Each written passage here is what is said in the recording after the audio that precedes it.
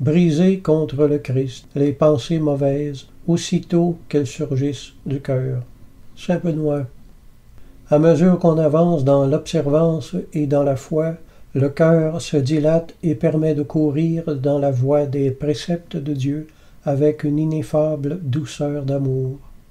Quand des moines, au moment d'entrer en fonction pour le service de table ou avant d'en sortir, en recevant les hôtes qui se présentent dans toutes ces actions si simples et si ordinaires du cours de la vie, et dans d'autres encore, il veut qu'on invoque à l'oratoire, en communauté, le secours de Dieu.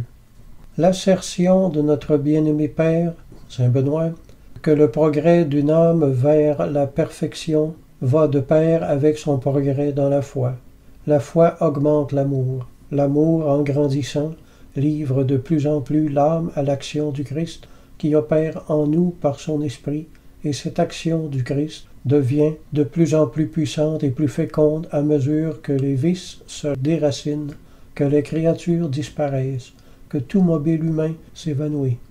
Saint Benoît encore, il veut que nous cherchions Dieu par nos bonnes œuvres, mais en nous appuyant uniquement sur son divin Fils, le Christ Jésus, pour les accomplir. Dans l'union au Christ, par la foi et l'amour, avec cette union, nous pouvons tout ce que Dieu attend de nous. Les mérites du Christ Jésus sont infinis, ses trésors sont inépuisables. Lui qui consentait à manger avec les publicains, socialement disqualifiés comme pécheurs. Bossuet, le Christ Jésus sonde les cœurs, et il voit que celui qui parle et qui croit aimer sans agir n'aime pas, mais aussi celui qui garde extérieurement sa parole et qui n'agit point par amour ne garde pas véritablement cette parole. Il faut que la vie intérieure soit l'âme de notre fidélité extérieure. Celle-ci doit être le résultat, le fruit et la manifestation des sentiments de foi, de confiance et d'amour qui régissent notre cœur. La fidélité est la plus riche et la plus délicate fleur de l'amour ici-bas. Chaque matin, quand, après la Sainte Communion, nous ne faisons qu'un avec lui, nous devons dire à Jésus: « Je veux être à vous tout entier. Je désire vivre de votre vie par la foi et l'amour. Je veux que vos désirs soient mes désirs.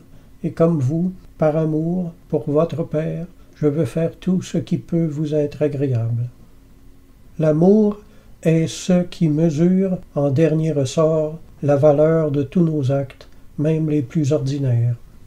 Placez l'amour dans votre cœur avant toute chose. Que l'amour vous régisse et vous guide dans toutes vos actions. C'est l'amour qui doit mettre en vos mains tous les autres instruments des bonnes œuvres. Les petites choses, dit saint Augustin, sont petites en elles-mêmes, mais elles deviennent grandes par l'amour fidèle qui les fait accomplir. Pascal, faire les petites choses comme de grandes, à cause de la majesté de Jésus-Christ qui les fait en nous. Bossuet, l'âme de la loi, c'est de la garder par amour. L'effet de l'amour est de garder la loi. Apprenons par là que nous ne devons généralement pas nous faire juges de l'observance de nos frères. Il en est qui, extérieurement, paraissent moins corrects que d'autres, et dont la vie intérieure est cependant plus intense. L'idéal serait sans doute qu'on n'eût jamais rien à reprendre en eux, mais ce n'est pas à nous ériger en censeurs de nos frères. Ne soyons donc pas pharisiens, sinon à force de vouloir être moine, on peut en arriver à n'être plus ni chrétien ni humain, à manquer aux graves préceptes naturels de la charité. Il semble bien qu'en instituant les cloîtres, la Providence ait eu, à côté de son dessein secondaire, des âmes faibles qui s'appuient sur les fortes. La règle fidèlement observée devient-elle principe de force? En disciplinant la volonté, elle la trempe.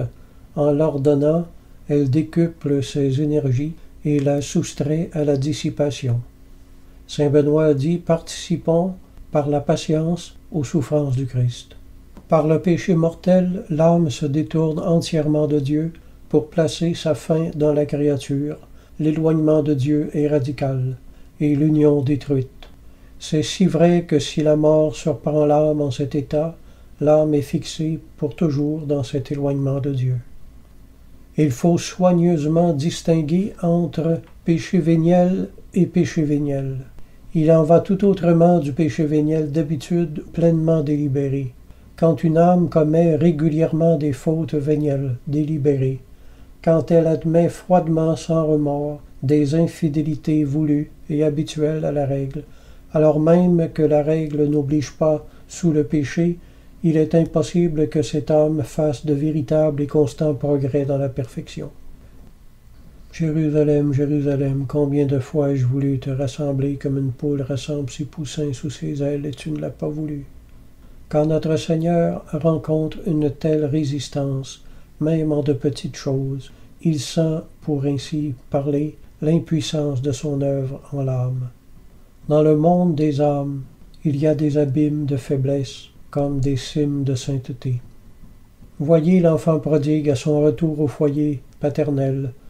Nous le figurons-nous, après sa rentrée, prenant des airs insouciants et des allures dégagées, comme s'il avait été toujours fidèle. L'enfant pardonné, quels sont ses sentiments? Quelle est l'attitude qu'il conserve? N'en doutons pas, ce sont les sentiments, c'est l'attitude qu'il avait quand il s'est jeté aux pieds de son Père. Tel doit être le sentiment d'une âme qui a offensé Dieu. L'esprit de componction est précisément le sentiment de contrition régnant d'une façon stable dans l'âme, constitue l'âme dans un état habituel de haine contre le péché, par les mouvements intérieurs qu'il provoque. Il est d'une souveraine efficacité pour préserver l'âme de la tentation. Entre l'esprit de componction et le péché, il y a une incompatibilité irréductible. La componction du cœur rend l'âme ferme dans l'horreur du mal et l'amour de Dieu. Aussi, saint Bernard emploie-t-il plus d'une fois le terme de componction à la place de celui de perfection, tant ce sentiment, quand il est véritable, préserve de toute offense de Dieu. On ne peut manquer d'être frappé de ce fait. La spiritualité ancienne communiquait à la piété de ses adeptes un caractère tout singulier de stabilité. La raison de cette vacillation des âmes doit le plus souvent être recherchée dans le défaut de componction.